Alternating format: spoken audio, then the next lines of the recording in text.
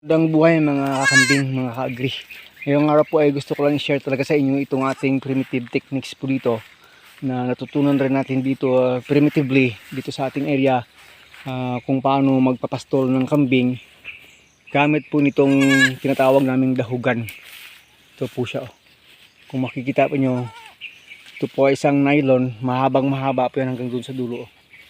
Ito po yung ginagamit natin na mga techniques dito pag kunwari yung ating inahin. Ito po, itong si Prince at si Princess ay 2 linggong gulang na. Ba't ka nasabit yan? Ang problema lang po kasi ito nila, hindi po sila kagaya ng mga native goats na gaya ng unang anak niyan na native talaga, na kahit 4 days, 5 days old pa lang ay kaya na talagang sumunod sa kanilang nanay kahit saan pumunta dito sa buong area namin. Pero itong dalawa, 2 weeks old na, iba yung kanilang habitation. Ayaw po nilang sumunod sa kanilang nanay kung medyo malayo-layo na. Naghahanap po sila ng tawag doon ng housing talaga, or matatawag nating pangkublian nila sa init at sa lamig. Kaya pag medyo malayo-layo na yung lakad ng nanay, ayaw nilang sumunod. Kaya yung isa sa pinakamatinik na teknik daw, kung si Sir Agri, gumamit tayo na itong dahugan. Ito yung term namin dito, dahugan. Ito po ay nylon, plastic nylon po itong ginagamit sa pangingisda. Kasi ito ay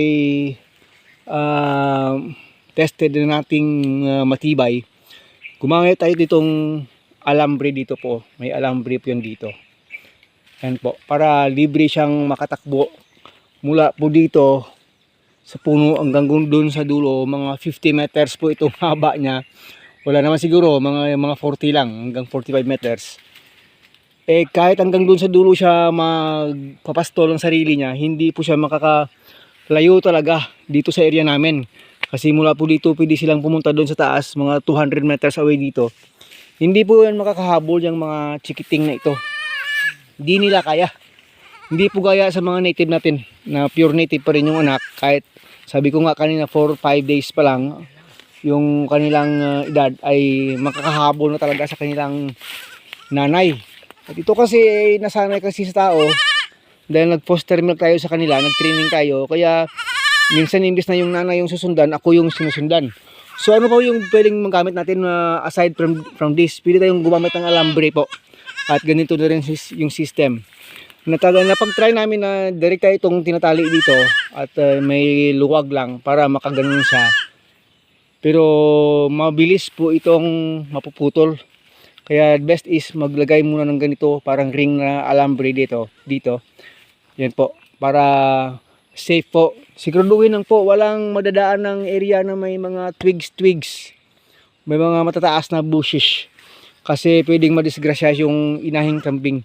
Pwede po siyang umikot-ikot doon at saka masabit doon na hindi siya makakaalis. At saka pag hinayaan natin ng matagal na hindi nabalikan, kunwari noon time na hindi siya po makapunta sa goat house. Kasi yung dulo niya, may goat house yan dyan maliit. Pwede siya makakyat. Pwede siya makatago dyan sa ilalim niyan. At ditong area may mga part na may lilim talaga dahil sa mga nyug. Pero pag nasabit siya doon sa mga area na talagang open, walang sa araw, harang sa araw, pwede mo mandisgrasya yung ating inahin. Pati yung mga baby kambing. Kaya siguraduhin lang. Kaya ito, minsan tinitingnan ko kasi baka masabit din sa mga sanga ng atis. Hindi makaya ng kanyang strength. Ay madidisgrasya po yan. Kaya dahil dyan, paminsan-minsan binabalikan ko. Kasi kung dito lang sa open area, walang problema yan. Kahit pumunta doon at dito, walang problema po talaga mga ka-agri. So yan po. Ito yung gusto ko lang i-share sa inyo, primitive techniques kung paano magpastol ng kambing. Lalo-lalo na po kung may mga baby na ayaw pang humabol sa kanilang nanay. Kasi po itong nanay niya kasi ay may karakter po yung kahit saang lupalop dito. Talagang pupuntahan doon kasi yung 85% na nating mga kambing ay doon po sa taas. Kaya yung nanay na yan ay gusto ring sumunod doon. Pero dahil hindi kaya ng mga anak niya, ito yung pamalit nating teknik para pwede pong maano dito yung nanay ng kambing. Makakain siya. Matataba, matataas yung damo dito. Magaganda yung damo dito. Pero yan po, para ma-contain po sila na hindi po mamawala itong baby dahil dito po yan sa open space. Doon sa kabila, mayroon pa isa tayong dahugan doon. Pero hindi pa masyadong malinis doon dahil tumaas yung mga bushes doon. Kaya dito natin siya nilagay mga ka-agri. Kaya itong unang anak niya rin, hindi, ayaw na rin sumama doon sa karamihan. Dito na rin. So, yun. Nag-share lang tayo ng isang primitive technique sa pagpapastol ng ating kambing para po magiging simple at magiging easy at saka magiging training ground rin ito sa mga batang kambing na ito na 2 weeks old na ito. Nag-uumpisa na po silang kasing kakain-kain 2 weeks old pa lang at saka na ano natin na kita natin yung problema dito sa inahin, minsan kulang talaga yung gatas kaya nagpo-foster milk pa tayo sa kanila. Pasasaan ba makaabot din ng mga 1 month, 2 weeks from now, medyo malakas na kumain na nga talaga 2 weeks old pa lang, may kinakain na talaga ng dahon, kaya na talagang kumain. Yan po. Huwag bitawan kasi kanina dahon ng damo at least po makakakain sila ng damo dito, unti-unti na pong matustusan yung need ng kanilang katawan aside sa gatas. Malunggay. Kuha mo tayo malunggay. Pangkumpay sa nanay nila para madadami yung gatas. Huwag natin ubusin kasi yung sa taas nito gagamitin natin namaya ito panggulay. Ito lang muna sa dalim. Dahil kulang sa gatas. Malunggay leaves. Nagpapadami ng gatas ng inahing kambing. So, kumpay mo. Kaya bigyan na kita ipilipil. Gusto nyo rin malunggay Kaya mga kakambing, magtanim ng maraming malunggay para sa pagatas ng mga inahin. Yung anak, huwag ka nang